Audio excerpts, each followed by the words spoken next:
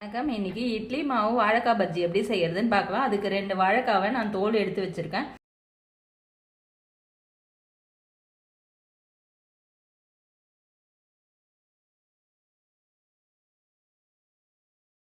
இந்த அளவுக்கு திக்னஸாவே கொஞ்சம் கட் பண்ணிக்கோங்க.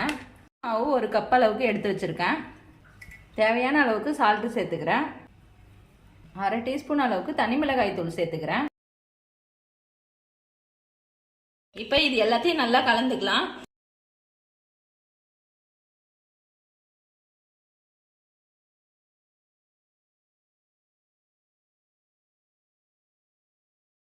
கால் ஸ்பூன் அளவுக்கு மஞ்சத்தூள் சேர்த்துக்கிறேன்.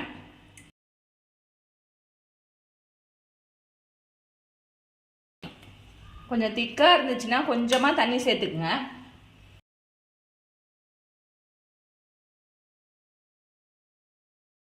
சமையல் சோடா ஒரு பிஞ்ச் அளவுக்கு சேர்த்துக்கிறேன்.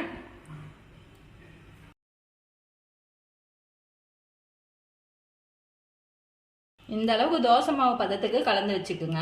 இப்போ பஜ்ஜி போட்டுக்கலாம்.